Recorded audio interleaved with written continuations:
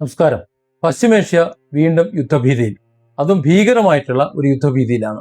Kuwait വിമാനത്താവളത്തിൽ ഇറാനെ missile ആക്രമണം നടത്തിയതിൽ ഒരു ഇന്ത്യക്കാരൻ്റെ ജീവൻ കൊടുക്കേണ്ടി വരുന്നു എന്നത് വളരെ ഖേദകരമായിട്ടുള്ള, വളരെ വിഷമകരമായ ഒരു അവസ്ഥയാണ്.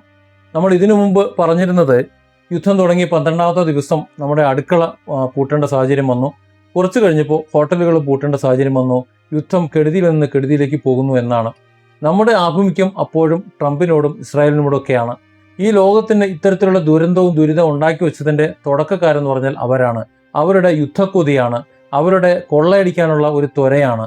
എന്നാൽ ആ കൊള്ളയും ആ യുദ്ധക്കൊതിയും ആയുധ കച്ചവടവും എല്ലാം, അവരുടെ ആ ഒരു ഭീകരവാദവും എല്ലാം ഇന്ത്യക്കാരൻ്റെ കൊലപാതകത്തിൽ പോലും എത്തി നിൽക്കുന്നു. കൊലപാതകം തന്നെയാണത്. കാരണം ഇറാന്റെ പ്രതിരോധമായാലും, ഇറാൻ ഒരുപക്ഷെ അമേരിക്ക പ്രതിരോധിക്കാൻ വേണ്ടിയിട്ട് അമേരിക്കയുടെ സഖ്യകക്ഷിയുടെ മേൽ ആക്രമിച്ചതായാലും എന്തായാലും നഷ്ടപ്പെട്ടത് ഇന്ത്യയുടെ, നമ്മുടെ ഒരു സഹോദരന്റെ ജീവനാണ്. അതുകൊണ്ട് തന്നെ യുദ്ധം, അതിന്റെ ഭീകരാവസ്ഥ ഇന്ത്യയിലേക്ക് കൂടി കടന്നു വന്നു എന്ന് പറയാതിരിക്കാൻ വയ്യ. പശ്ചിമേഷ്യൻ മേഖലയിലെ സാഹചര്യങ്ങൾ അതീവ ഗുരുതരമായിട്ടുള്ള അവസ്ഥയിലേക്ക് തന്നെയാണ് നീങ്ങുന്നത്.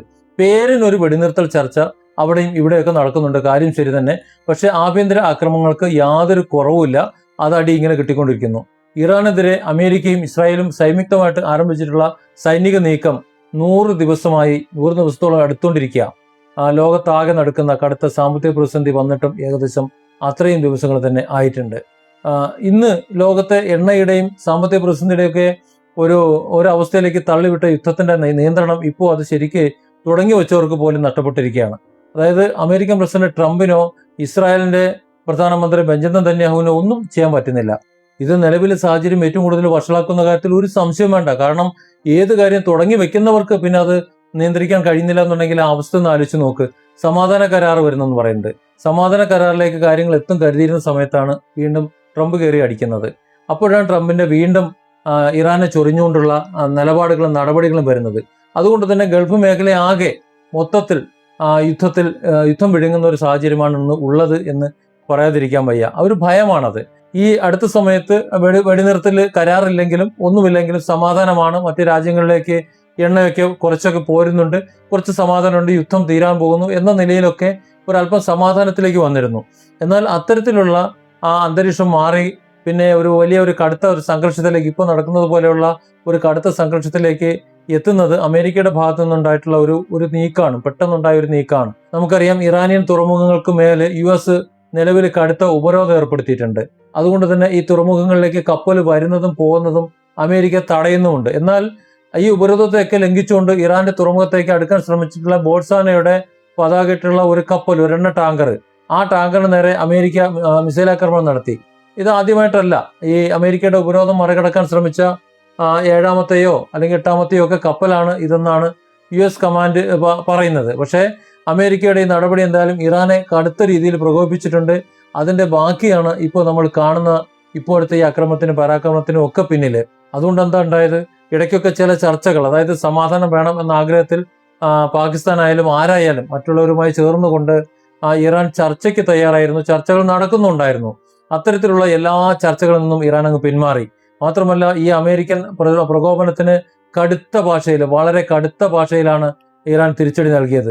അമേരിക്കയുടെ ഈ നീക്കത്തിന് പ്രതികാരമായിട്ട് ഗൾഫ് രാജ്യങ്ങളിലെ US താവളങ്ങളെ ലക്ഷ്യമിട്ട് നമ്മുടെ യുദ്ധത്തിന്റെ ആദ്യ സമയങ്ങളിൽ ആക്രമണം നടത്തിയതുപോലെ വളരെ ശക്തമായിട്ടുള്ള ആക്രമണം അങ്ങോട്ട് അഴിച്ചുവിട്ടു ഇറാൻ.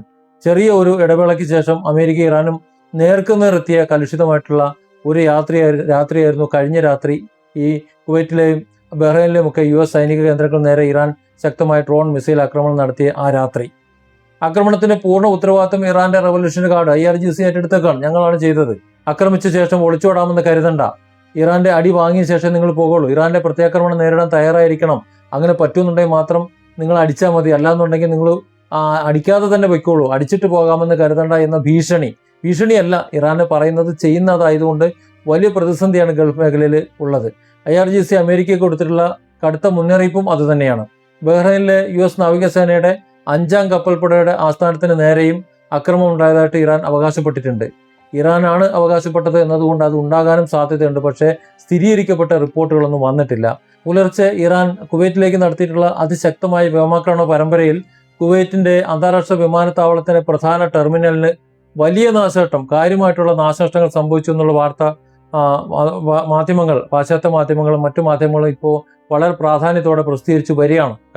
കഴിഞ്ഞ രാത്രിയാണ് സംഭവിച്ചത്. അക്രമങ്ങളിൽ ഒരാൾ കൊല്ലപ്പെട്ടതായിട്ട് കുവൈറ്റ് ഔദ്യോഗികമായിട്ട് സ്ഥിരീകരിച്ചിട്ടുണ്ട്. പക്ഷേ കൊല്ലപ്പെട്ടത് ഒരു ഇന്ത്യക്കാരനാണ് എന്നുള്ള വിവരമാണ് ഈ അടുത്ത സമയത്ത് പുറത്തു വരുന്നത്. അതായത് നമ്മുടെ ഈ രാജ്യത്ത് നിന്ന്, ഇവിടെ നിന്ന് തൊഴിൽ തേടി സ്വന്തം കുടുംബം കരുപ്പിടിപ്പിക്കാൻ പോയ നമ്മുടെ ഒരു സഹോദരനാണ് ഈ ആക്രമണത്തിൽ കൊല്ലപ്പെടുന്നത്.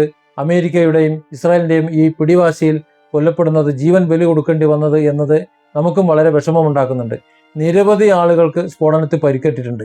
ആക്രമണത്തെ തുടർന്ന് കുവൈറ്റ് വിമാനത്താവളത്തിന്റെ പ്രവർത്തനം ഇപ്പോൾ താൽക്കാലികമായിട്ട് നിർത്തിവെച്ചിരിക്കുക. കുവൈറ്റിലെ മലയാളി പ്രവാസികൾ ഏറ്റവും കൂടുതൽ താമസിക്കുന്ന പ്രദേശങ്ങളാണ് ജലീബ് അൽ സുയൂക്ക്, അതേപോലെ അബ്ബാസിയ. ഈ ജനവാസ മേഖലകളാട്ടെ കുവൈറ്റ് വിമാനത്താവളത്തോട് വളരെ അടുത്തുമാണ്. വിമാനത്താവളത്തിലേക്ക് കഷ്ടിച്ച് ഒരു 5 മിനിറ്റ് ഡ്രൈവ് ചെയ്യാനുള്ള ദൂരം മാത്രമാണ് എന്നാണ് മനസ്സിലാക്കുന്നത്. അതുകൊണ്ട് തന്നെ എയർപോർട്ടിൽ ഉണ്ടാകുന്ന മിസൈൽ ആക്രമണങ്ങൾ, അല്ലെങ്കിൽ അവിടെ ഉണ്ടാകുന്ന ഏതോ പ്രകമ്പനത്തിന്റെയും ആ ഉച്ചത്തിലുള്ള ശബ്ദം അത് കേട്ട് ഈ മലയാളികൾ ഞെട്ടും എന്ന കാര്യത്തിൽ ഒരു സംശയമില്ല. കഴിഞ്ഞ അർദ്ധരാത്രി 12 മണിയോടുകൂടിയാണ് കുവൈറ്റിൽ വലിയ രീതിയിലുള്ള അഭയ സൈറനുകൾ മുഴങ്ങിയത്. ഉറങ്ങിക്കിടന്നിരുന്ന പ്രവാസികൾ ഞെട്ടി എഴുന്നേറ്റ് പരിഭ്രാന്തരായിരിക്കുകയാണ്. കാരണം എന്ത് ചെയ്യണമെന്ന് അവർക്ക് അറിയില്ല. രാത്രി 12 മണി സമയമാണ്. സമാധാന ശ്രമങ്ങളെല്ലാം പാതി വഴിയിൽ ഉപേക്ഷിക്കപ്പെട്ട് വൻ ശക്തികൾ നേരിട്ട് യുദ്ധത്തിലേക്ക് ഇറങ്ങുമ്പോൾ അതിന്റെ ദുരന്ത ഫലം അനുഭവിക്കേണ്ടി വരുന്നത് സാധാരണക്കാരായ ജനങ്ങളും പ്രവാസികളുമാണ്. ഒരു ഇന്ത്യൻ പ്രവാസിയുടെ മരണം ഗൾഫിലുള്ള പ്രവാസി സമൂഹത്തിനിടയിൽ ആശങ്ക ഉണ്ടാക്കിയിട്ടുണ്ട്.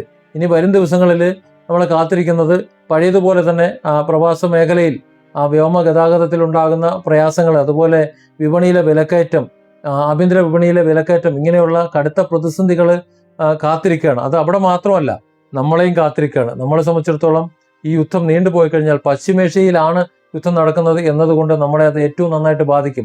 അതേസമയം ഉക്രൈൻ യുദ്ധം നടക്കുന്ന സമയത്ത് അത് നമ്മളെ ബാധിച്ചിരുന്നില്ല. അതുപോലെയല്ല പശ്ചിമേഷ്യ. അതുകൊണ്ട് തന്നെ എത്രയും പെട്ടെന്ന് യുദ്ധം അവസാനിക്കേണ്ടത് പശ്ചിമേഷ്യ സമാധാനമാകേണ്ടത് നമ്മുടെ കൂടി ആവശ്യമാണ്. Different angles. Don't forget to subscribe and support this channel.